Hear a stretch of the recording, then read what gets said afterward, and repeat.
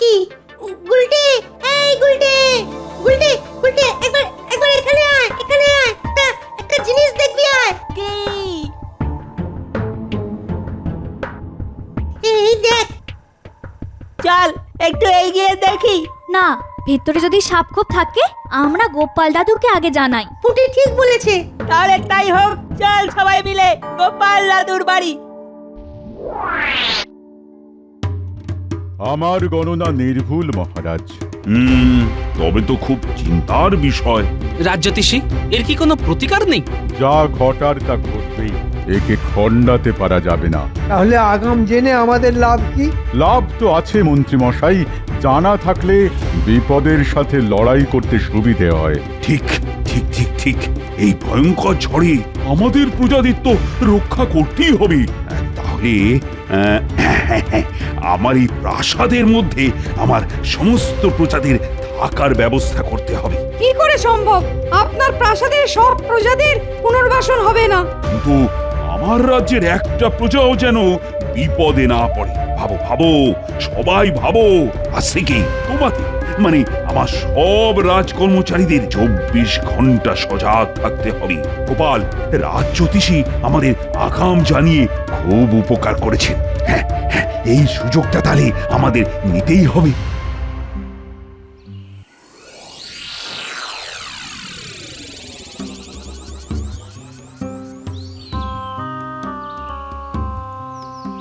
দাদু, আর দাদু, আমরা খেলতে গিয়ে না একটা জিনিস দেখতে পেয়েছি। একটা সুড়ঙ্গ। বলিস কি রে, এ তো দারুণ ব্যাপার। চল তো, আমাকে নিয়ে চল তো। ও মা, এই তো এলে। আমার কোথায় যাচ্ছ? আমি বলি, পায়ের নিচে তোমার কি সর্ষে আছে নাকি? খুব বড় বিপদ আসছে গিন্নি, সামলাতে হবে, নইলে সবার বিপদ। বিপদ? হ্যাঁ গিন্নি, আমি এসে সব বলছি, চল।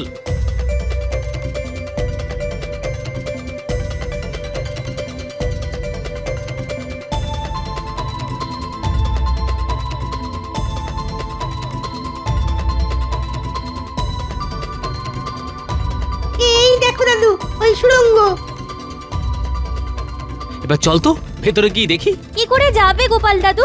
ভেতরটা তো অন্ধকার। তা অবশ্য ঠিকই বলেছিস। চল, এখন আমরা বাড়ি যাই, মশাল নিয়ে আসি। সেই ভালো।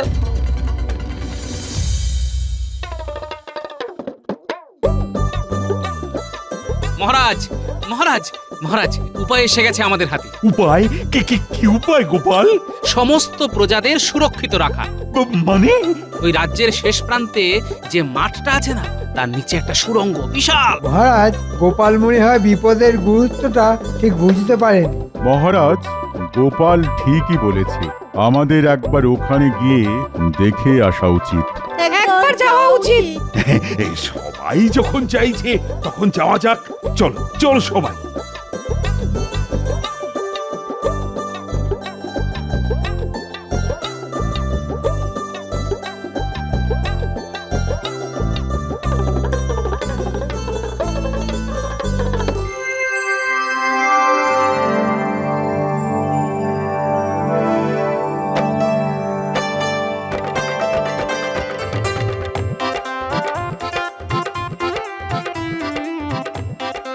বাবা, এ তো বিশাল সুড়ঙ্গ।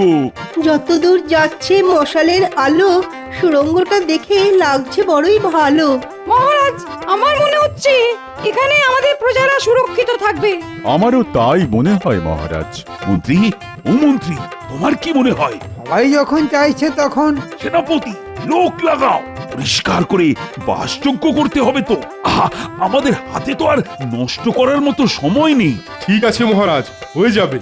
গোপাল, তোমাকে যে কি বলে ধন্যবাদ দেব, আমার তো কোনো ভাষাই নেই। প্রশংসা আমার প্রাপ্য নয় মহারাজ, আমার বানর সেনা, ওরাই আমাকে এই সুড়ঙ্গের খবর দিয়েছে। মন্ত্রী, তুমি পুরো ব্যাপারটা দেখবে, যাতে আজকের মধ্যেই সুড়ঙ্গটা পরিষ্কার হয়ে যায়। আর আমি কাল থেকেই প্রজাদের এখানে সরিয়ে নিয়ে আসবো। ঠিক আছে মহারাজ, আমি দেখছি। দেখছি না, করতেই হবে।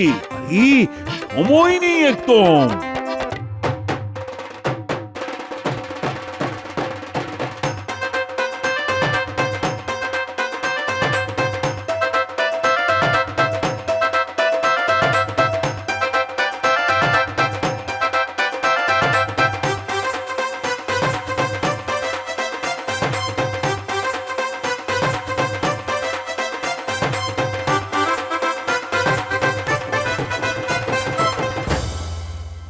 দরকারি জিনিস গুছিয়ে নাও, কাল আমাদের সুড়ঙ্গতে আশ্রয় নিতে হবে। এ কি সর্বনাশ হলো গো! এখানে আমাদের কিছু করার নেই গিন্নি, প্রকৃতির মার। প্রকৃতির কাছে মানুষ বড় অসহায়। ভাগ্যিস ভাগ্যিস রাজ জ্যোতিষীর গণনায় আমরা আগাম জানতে পারলাম। একটাই ভগবানের কাছে আর্জি, ক্ষতি যেন খুব বেশি না হয়। কি ভাবছেন মহারাজ? আর ভাবনা কি আর একটা রানী? ভাবনা সঠিক। এই মুহূর্তে আমার রাজ্য এক ভয়ঙ্কর বিপদের মধ্যে রয়েছে। আমাদের রাজ জ্যোতিষী গণনা করে জানিয়েছে ভয়ঙ্কর ঘূর্ণিঝড় এই কৃষ্ণনগরে আছড়ে পড়বে। আর আমার রাজ জ্যোতিষীর গণনা তো মিথ্যে হবার নয়। আমি রাজা, কৃষ্ণনগরের রাজা, আর আমার দায়িত্ব যেন আমার সব প্রজা সুরক্ষিত থাকে। আপনি নিশ্চিন্তে থাকুন, সব ঠিক হয়ে যাবে দেখবেন। সব সব যেন ঠিকঠাক হয়ে যায়। কি যে হবে পণ্ডিত বউ, খুব চিন্তায় আছি গো। আমাদের ওই চিন্তাটুকুই তো আছে, আশা করি খুব ক্ষতি হবে না।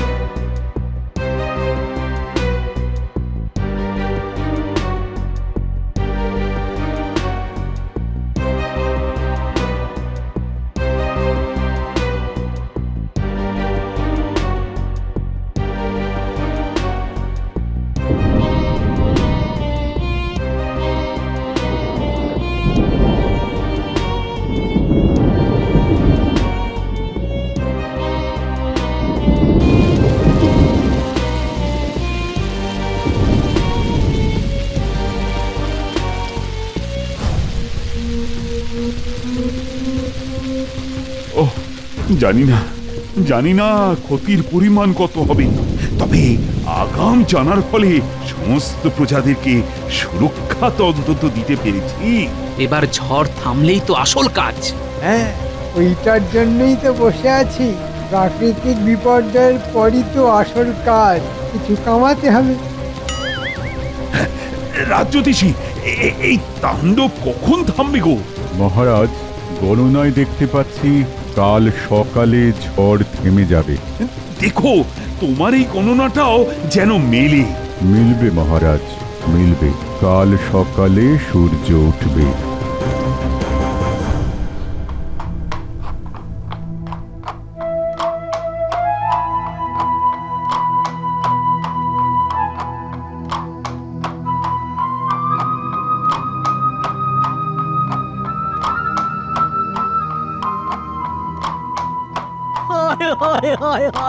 এবার কি করব? আমার তো সব গেল। ও হায় হায় হায়, সব রাজ্যে যেখানেই গেলাম সেখানেই এক দৃশ্য, পুরো রাজ্য বিধ্বস্ত। মন্ত্রী, বলুন মহারাজ। আমার আদেশ, এই প্রাকৃতিক বিপর্যয়ের ফলে যাদের ঘর ভেঙে গেছে তাদের ঘর আগের মতো বানিয়ে দিতে হবে। আর তুমি এই দায়িত্বটা নাও। নিশ্চয় মহারাজ, এ আমার কাছে আশীর্বাদ।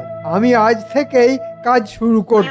এই কেলে করেছে মন্ত্রীমশাই, এবার সুখে চুরি করতে পারবে। রাজ্যের প্রজাদের ঘর হোক বা না হোক, মন্ত্রীমশাইয়ের পকেট ঠিক ভরবে। মহারাজ, একটু আলোচনা করে দায়িত্ব ভাগ করলে হতো না? হ্যাঁ, আলোচনা করে? কেন কেন বলো তো? এই গোপালকে থামাতে হবে মহারাজ। এখন আলোচনার কোনো সময় নেই। এখন যুদ্ধকালীন তৎপরতাতে কাজ করতে হবে।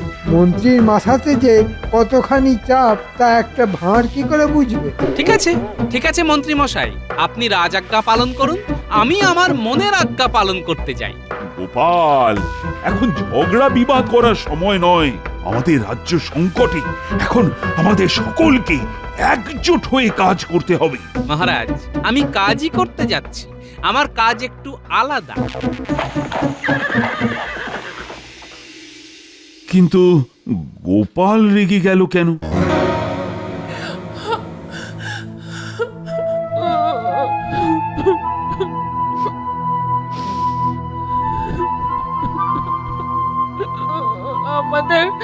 আমাদের সব চলে গেল।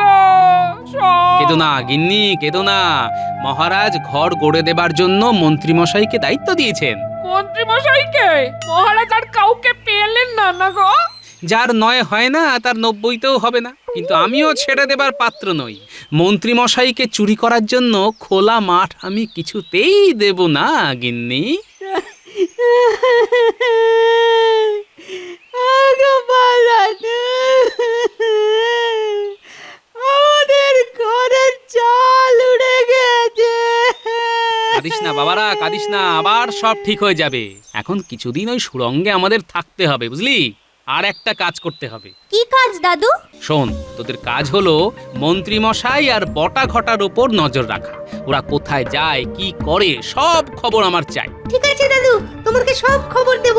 আমরা আজ থেকেই নজর রাখবো। ওহ, কতদিন পর একটু বাড়তি লক্ষ্মী লাভ হবে। গোপালটা প্রায় ঘেঁটে দিচ্ছিল। ওর মুরব্বিয়ানাটা বন্ধ করতে পেরে কি ভালো লাগছে। যাই বটা ঘটার কাছে। এই গুলটে ন্যাপলা, ওই দেখ মন্ত্রী মশাই। খুব ফুর্তি দেখছি। চল পিছু পিছু চল, দেখি কোথায় যায়।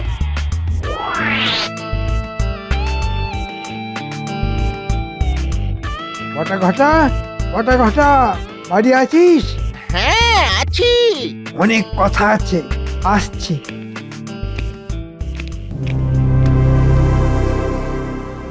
আমাদের খুব সতর্কভাবে কাজ করতে হবে। গোপালের ওই বিচ্ছু বাচ্চাগুলো যেন কোনোভাবে আমাদের পরিকল্পনা জানতে না পারে। বটা ঘটা, জানলাটা বন্ধ কর। ওই বিচ্ছুগুলো যেন লুকিয়ে আমাদের কথা শুনতে না পারে। শোন, যাদের বাড়ি ঝড়ে ভেঙেছে তাদের বাড়ি মহারাজ করে দেবেন। আমাকে দায়িত্ব দিয়েছে। আমার কাছে রাজকোষের অর্থ, এই অর্থের অর্ধেক আমাদের পকেটে, আর অর্ধেকে বাড়ি তৈরি হবে। মানেটা কি হলো? কারো সর্বনাশ আর কারো পৌষ মাস। এই সর্বনাশটা আছে বলেই এই আমি একটু করে কমে খাচ্ছি, আর তার সাথে ওদেরকেও খাওয়াচ্ছি। শুনলি তো? চল।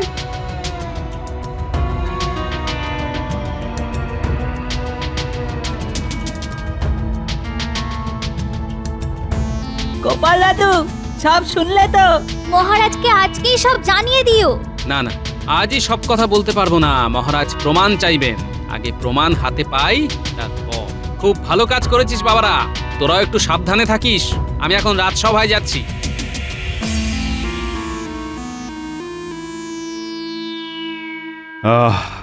দুর্যোগ তাহলে গেল।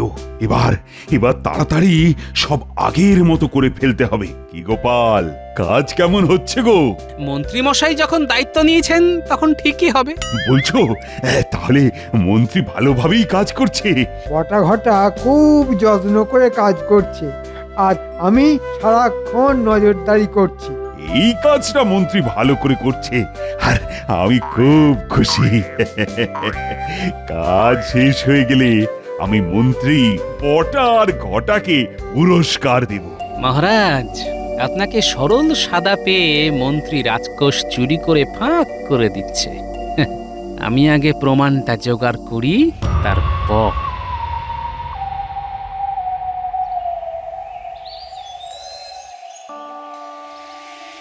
গোপাল দাদা, ও গোপাল দাদা, আমার আমার সর্বনাশ হয়ে গেছে গোপাল দাদা। কেন, আবার কি সর্বনাশ হলো?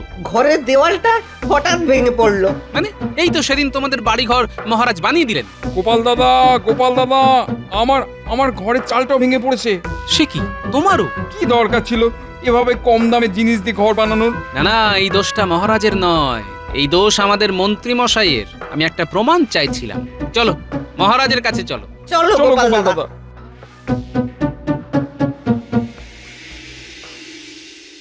কি গো, আজ রাজসভায় যাবে না? না গো গিন্নি, মহারাজ আমাকে ছুটি দিয়েছেন। এত খাটাখাটুনি গেল, তাই মহারাজ খুশি হয়ে ছুটি দিয়েছেন। তাহলে চলো না, আজ মায়ের কাছে যাই। মা খুব খুশি হবে, আর আমি তোমার দেওয়া 7 নলি হাতটা দেখাবো। চলো তাহলে দুদিন কাটিয়ে আসি। তাহলে গুছিয়ে নি।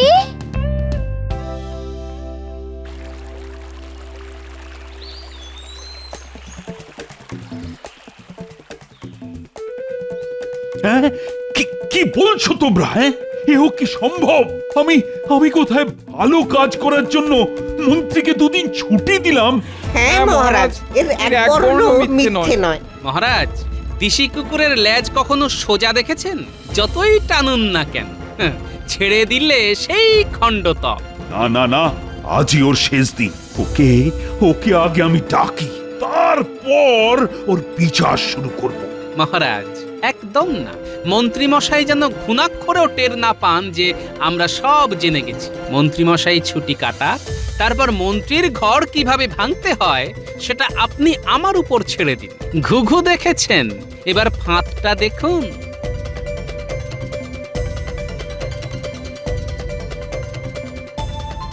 বাবা লোভী মন্ত্রী, টোপটা তো গিলবেই। তোমার পিতার গুপ্তধন পড়ো তুমি দিয়ে মন। 2 পা হেঁটে দেওয়াল ধারে, কোদাল দিয়ে খুঁড়ে খাড়ে, দেওয়ালটাকে ভেঙে দিয়ে সোনার মোহর জানা নিয়ে। এবার কিছু বুঝলে গিন্নি? কি যে রহস্য করছ, কিছুই বুঝতে পারছি না।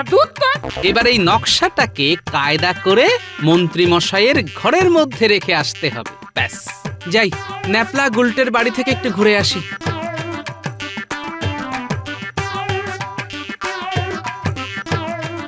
মানুষটা কি পাগল হয়ে গেল নাকি? ও ঠাকুর, ও ঠাকুর, একটু দেখো মানুষটাকে। ঠাকুর,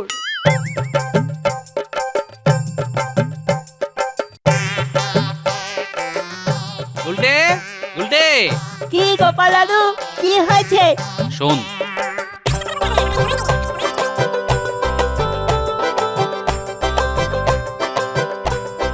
সাবধানে কাজটা করতে হবে। মন্ত্রী মশাই আর মন্ত্রীগিন্নি বাড়ি নেই, আমি খবর নিয়েছি, বুঝলি? তুমি নিশ্চিন্তে থাকো, তোমার কাজ না হয়ে যাবে। আমি জানি বাবা, তোরা তো আমার বানর সেনা। আমি এখন আসছি, কাল খবর নেব। আমি আজ এক্ষুনি গিয়ে কাজটা করে আসছি।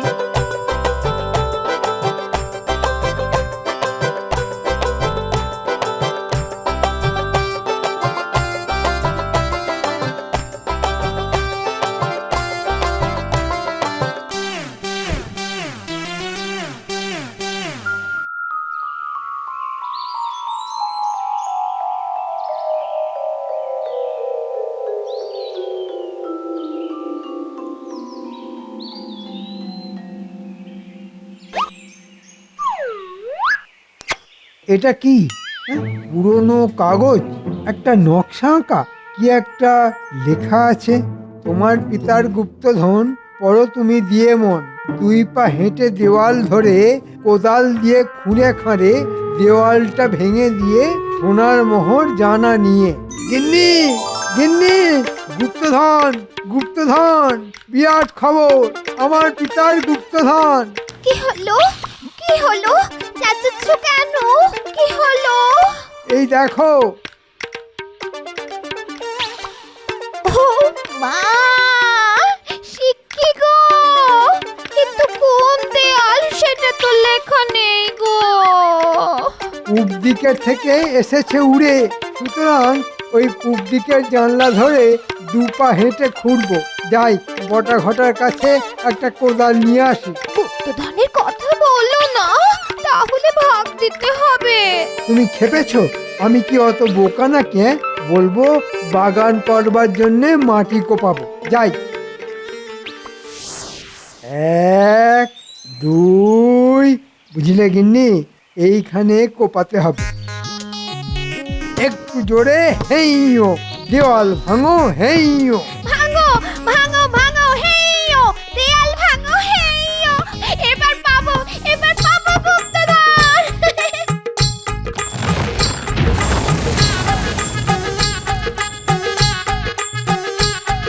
কোথায় গো গিন্নি? এখানে তো গুপ্তধন নেই। তাহলে পাশের দেয়ালটা, ওটাও ভাঙো। ঠিক বলেছো।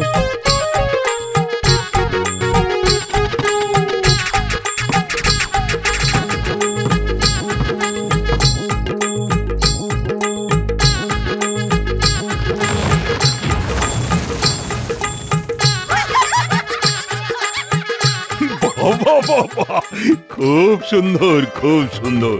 গোপাল বিশ্বে আমার মন্ত্রী একমাত্র লোক যে কিনা গুপ্তধনের জন্য নিজের ঘরের দেওয়াল ভাঙে। মন্ত্রীমশাই, গুপ্তধন তখনও ছিল না, এখনো নেই। শুধু ঘর ভাঙার কষ্টটা কেমন লাগে সেটা জানালাম। এই এই, তুমি কম দামের ভেজাল জিনিস দিয়ে গরিবের ঘর বানালে, হ্যাঁ? তোমার কাছে যা অর্থ আছে সেটা এক্ষুনি ফেরত দাও। আর তোমার দুই সাগরেদ বটা আর ঘটা আমার কাছে সব স্বীকার করে নিয়েছে আর সমস্ত অর্থ ফেরত দিয়েছে। তাই তোমাকেও ফেরত দিতে হবে। আর নিজের ঘরের দেওয়াল তোমাকে একাই তুলতে হবে। ও ভোলা ময়রা, ও পুটির বাবা, তোমাদের ঘর আবার করে দেওয়া হবে। এবার কিন্তু সব দায়িত্ব গোপালের। ধন্য ধন্য মহারাজ, ধন্য।